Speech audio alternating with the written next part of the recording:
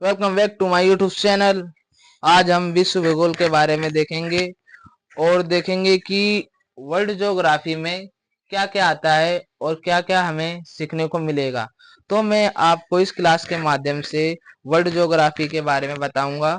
तो आगे हम देखेंगे कि वर्ल्ड ज्योग्राफी में सबसे पहले कौन कौन सी चीजें आती हैं।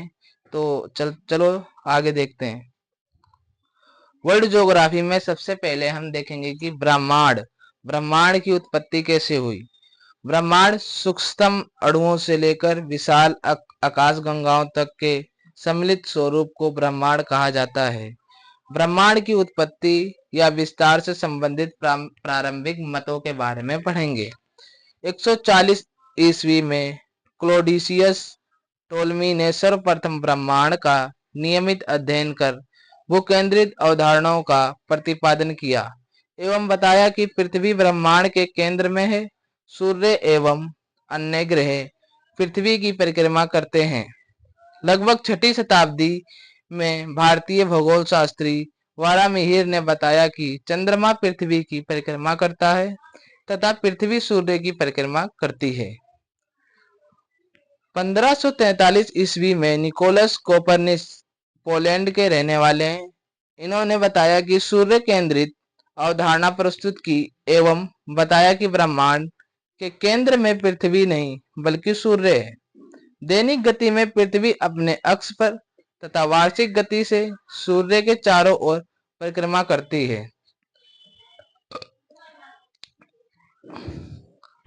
1805 ईस्वी में ब्रिटिश खगोल शास्त्री हर्शेल ने ब्रह्मांड का अध्ययन दूरबीन से लिया।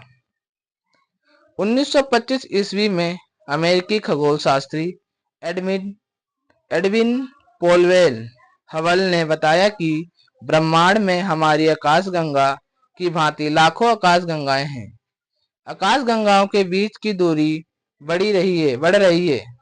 जैसे जैसे आकाशगंगाओं के बीच की दूरी बढ़ रही है वैसे वैसे इनके दूर जाने की गति तेज होती जा रही है। इस सिद्धांत को विस्तृत ब्रह्मांड का सिद्धांत कहा जाता है। अब हम देखेंगे कि ब्रह्मांड की उत्पत्ति से संबंधित सिद्धांत। तो सबसे पहले देखें तो महाविस्फोट सिद्धांत, बिग बैंग थ्योरी, जॉर्ज लेमीतेरे। साम्य व्यवस्था सिद्धांत, steady state theory, Thomas gold एवं हर्मन बॉडी। दोलन दोलन पल्सटिंग सिद्धांत एवं एलन सोरेजा।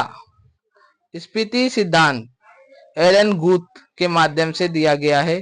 तो इन थिंकरों के माध्यम से ब्रह्मांड की उत्पत्ति के सिद्धांत दिए गए हैं। आगे हम इन सबको डिफाइन करेंगे।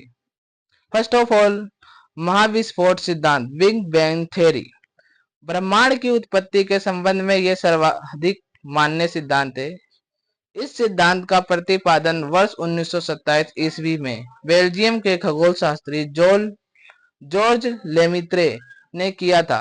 इस सिद्धांत में जॉर्ज लेमित्रे ने ब्रह्मांड, आकाशगंगा एवं सौरमंडल की उत्पत्ति के बारे में बताया।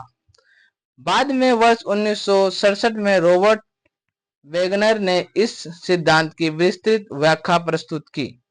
जॉर्ज लेमेत्रे के अनुसार आज के लगभग 15 अरब वर्ष पूर्व संपूर्ण ब्रह्मांड एक गर्म एवं सघन बिंदु अथवा अग्निपिंड के रूप में केंद्रित था। इसलिए निर्माण भारी पदार्थ से हुआ था। अत्यधिक संकेंद्रण के कारण उस बिंदु में अचानक विस्फोट हुआ। यह विस्फोट बिग बैंग कहलाता है। इस विस्फोट के बाद उस भारी पदार्थ में बिखराव हुआ।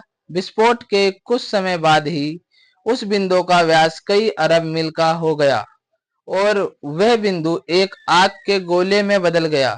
विस्फोट के कुछ समय बाद इसका तापमान कुछ कम हुआ जिससे मूल कणों एवं प्रतिकणों का निर्माण हुआ।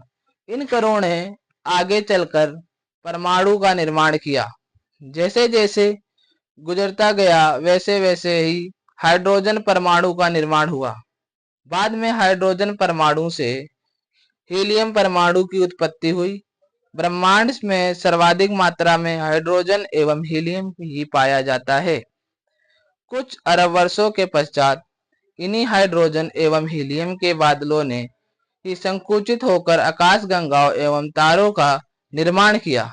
बिग बैंग के लगभग 10.5 अरब वर्ष बाद, आज से लगभग 4.5 अरब वर्ष पहले सौर मंडल का विकास हुआ। सौर मंडल के विकास की प्रक्रिया में ही विभिन्न ग्रहों एवं उपग्रहों आदि का निर्माण हुआ। नवीनतम खोजों से ये ज्ञात हुआ है कि बिग बैंग आज से लगभग 13.7 अरब वर्ष पूर्व हुआ था। इससे पहले ब्रह्मांड का अस्तित्व एक मटर के दाने के बराबर था। सो गाइस, आज की क्लास यहीं तक रहने देते हैं। आगे हम अगली क्लास लेंगे आकाशगंगा के बारे में, जिसे गैलेक्सी कहते हैं। तो हम आकाशगंगा के बारे में अगली क्लास में आपसे मिलेंगे। जब तक के लिए नमस्कार।